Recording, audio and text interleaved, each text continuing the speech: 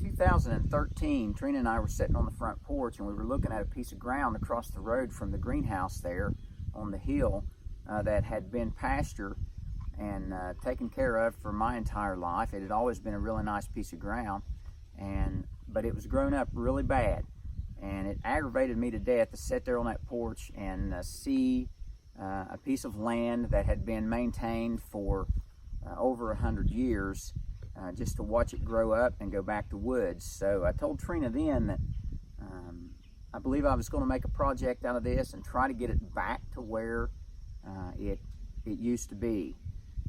There's been several generations of people that have cleaned this ground up and taken care of it since the 1800s. And I wanted to do a two-part series. Today's video in particular being about the men that had cleaned this property up from the beginning until now. And I wanted to try to include some pictures of them in the next video, but I wanted to tell you about them today. The first guy that more than likely was responsible for getting this piece of property shaped up and farmable was William Langdon. He owned our entire farm from where I live there at the greenhouse now to the forks of the road there at Big Branch. And he had and raised a family here in the hollow across the road from the dairy barn, and was responsible for farming this ground from mid-1800s up until 1903 when his son passed away. After the Langdons had all died off, his son owned my farm where the greenhouse is at. Walter Snyder owned it, and Walter had a dairy there at the greenhouse, and he farmed. His wife, Mary Snyder, was a school teacher, and Walter got this hillside cleaned up also.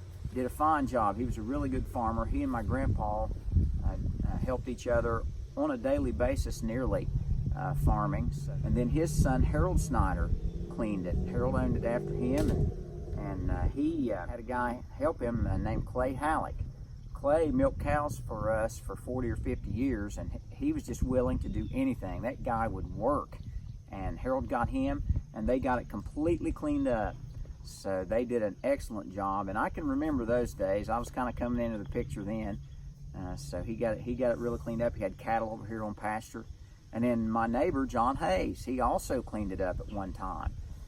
He did a complete job. My dad said it was just like a lawn over here, and he did a fine job. He also had cattle pasturing in here. It was divided up from the pasture next to me here at that time, so he had cattle in here and pastured it. So I just kind of wanted to bring out some of the people that have been involved in this.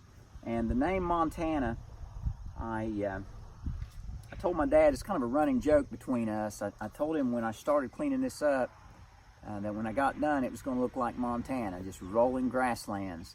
And of course we had a big laugh about that, and have just about every time that it's mentioned.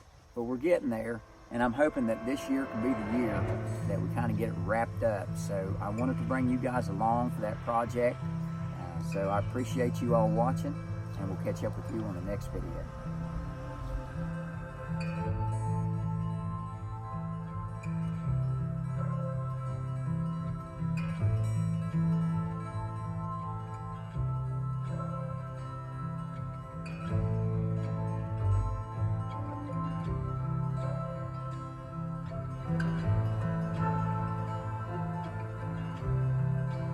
You take the big one,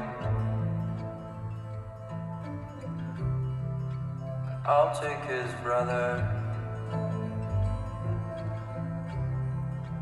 Let's get this over with, 'cause I'm late for work.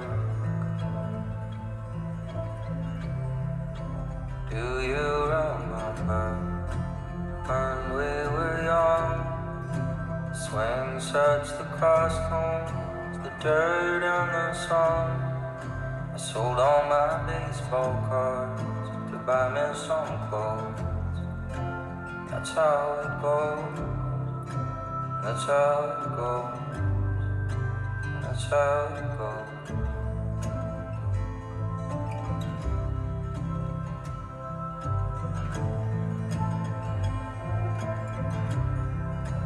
I keep on thinking